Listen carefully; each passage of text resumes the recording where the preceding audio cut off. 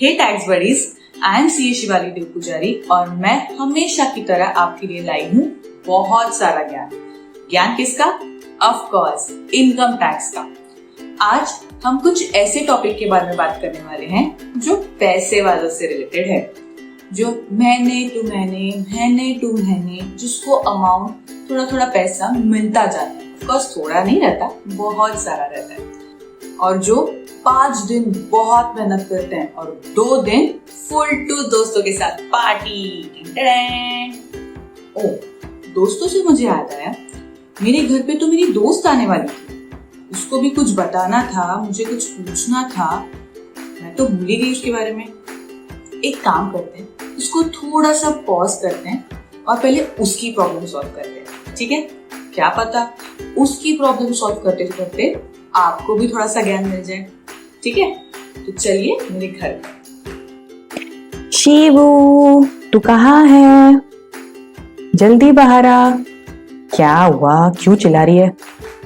आज मैं बहुत बहुत बहुत खुश हूँ। बट ऐसा हुआ क्या? किस बारे में खुश है भाई? आज ना मेरी जॉब लग गई है। क्या बात कर रही है? जॉब लग गई? हाँ, और वो भी 15 लाख की। 15 लाख? क्या बात है यार, कॉन्ग्रेचुलेशंस। अब तो पैसा ही पैसा होगा। बट एक प्रॉब्लम है। क्या हुआ यार? इतनी सारी सैलरी है तो मतलब टैक्स भी तो कितना ज्यादा होगा ना? बाप रे, मेरे को नहीं देना इतना सारा टैक्स यार। मैं क्या करूं? टेंशन क्यों ले रही है? मैं हूं ना, तेरे पास इतने सारे डिडक्शंस है, तो टेंशन क्यों ले रही है? डिडक्शंस? कौन से डिडक्शंस? अरे टैक्स के डिडक्शंस है, एलटी है, एटीसी है, स्टैंडर्ड डिडक्शंस है। तू टेंशन क्यों ले रही है?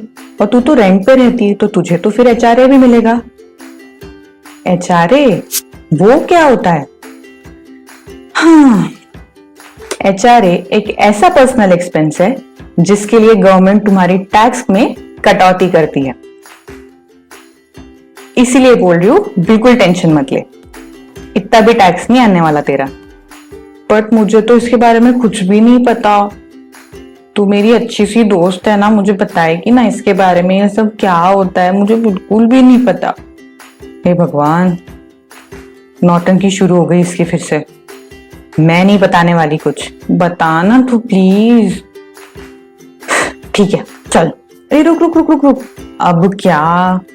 पहले एक सेल्फी तो लेने दे यार। जॉब मिली है 15 लाख की।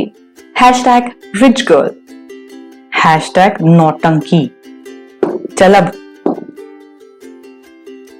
एचआरए का मतलब होता है हाउस रेंट अलाउंस।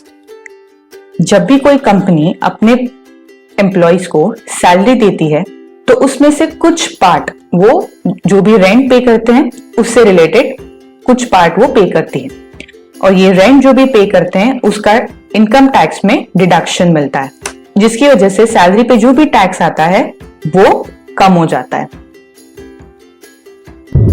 हे भगवान, ये क्या हो रहा है? क्या हो रहा है? क्या कर रही है? अरे मुझे बहुत सारे क्वेश्चन है बाबा, मुझे कुछ नहीं समझा। एक लाइन में ऐसे समझेंगे तो मुझे कैसे समझ में आएगा? बता ना, थोड़ा डिटेल तो बता। अरे बता रही ना, शांति तो रख। इनकम टैक्स एक्ट के सेक्शन 10(13)A में एचआरए का डिडक्शन मिलता है। तुम्हारी कंपनी, जो भी तुम्हारे एम्प्लॉयज है, अगर वो मुंबई में स्टे करते हैं रेंट पे, ठीक है, जैसे तू भी मुंबई में स्टे करती है, रेंट पे रहती है, ठीक है, तो ऐसे लोगों को कंपनी एचआरए देती है, ठीक है। अब इसमें बात आती है कि एग्जेम्प्ट कौन सा पोर्शन होता है। तो एग्जेम्प्ट पोर्शन के लिए हमें 3 चीजें देखनी पड़ती है। पहले क्या है कि एक्चुअली कितना एचआरए तुम्हें रिसीव हुआ है, ठीक है। दूसरा देखना पड़ता है कि कितना रेंट पे किया है तूने पूरे साल भर में, माइनस 10% ऑफ योर सैलरी। और तीसरा देखना पड़ता है 50% ऑफ सैलरी या फिर 40% ऑफ द सैलरी। 50% कब देखना पड़ता है? अगर तुम मुंबई में रह रहे हो या कोलकाता में या दिल्ली में या चेन्नई में, तो उस केस में 50% ऑफ सैलरी देखना पड़ता है। बट अगर तुम रेंट पे कहीं और रह रहे हो इन 4 सिटीज को छोड़ के, तो 40% ऑफ सैलरी देखना पड़ता है। तो इन तीनों में से जो भी लीस्ट होगा, जो भी सबसे कम होगा, उतना अमाउंट तुम्हारे एचआरए में से एग्जेम्प्ट हो जाता है। एग्जाम्पल देना, देरी ना रुकना। जैसे तेरा बेसिक पे सपोज 80,000 पर मंथ है, ठीक है, तुझे डियरनेस अलाउंस मिलता है 12,000 पर मंथ। फॉर एग्जाम्पल तुझे मोटर कार में मिलती है पर्सनल यूज के लिए फॉर 3,000 पर मंथ, ठीक है, और एचआरए मिलता है 30,000 पर मंथ, ठीक है।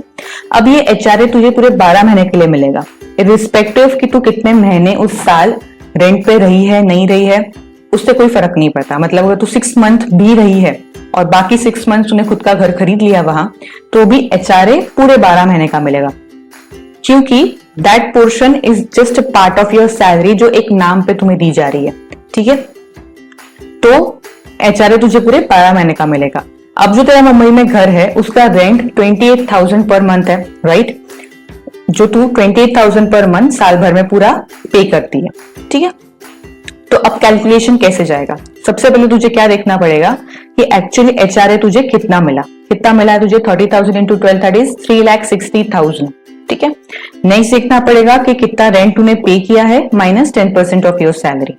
तो 28,000 तूने पे किया है साल भरे में, ठीक है, माइनस इस सैलरी के लिए तुझे बेसिक पे और डीए दोनों देना पड़ेगा। DA that is dearness allowance, दोनों को कंसिडर करना पड़ेगा।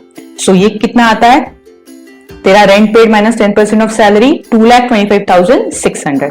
बट इसमें एक पॉइंट है कि अगर ये कॉलम नेगेटिव आता है, दैट इज तुम्हारा रेंट पेड तुम्हारे 10% ऑफ द सैलरी से कम है, तो उस केस में कोई भी एचआरए का एग्जम्पशन नहीं मिलेगा, क्योंकि लीस्ट ऑफ द 3 है, तो ये 0 आया या माइनस में आया तो ये सबसे कम माना जाएगा, इसीलिए कोई भी तुम्हें एचआरए का एग्जम्पशन नहीं मिलेगा, ठीक है।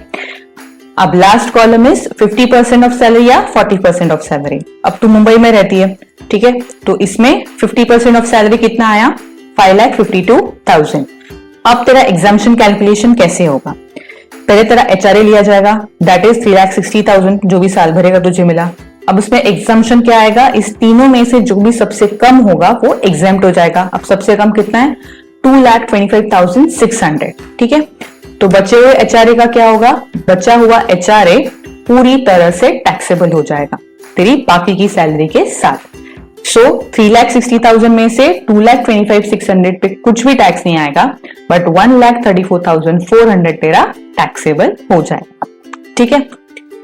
मतलब मेरा 2,25,600 पे कोई टैक्स नहीं आएगा, मतलब उतनी सैलरी बच गई। Thank you so much. But मुझे ना अभी भी बहुत सारे क्वेश्चंस है। मतलब कैश में पे हुई तो पहली बात तो एचआरए क्यों पे करना है? मुझे सैलरी दे दो ना नॉर्मल, मुझे नहीं चाहिए यार एचआरए वेचारे, मुझे अपनी सैलरी चाहिए नॉर्मल। ये सब चीजें क्यों कैलकुलेट करनी है?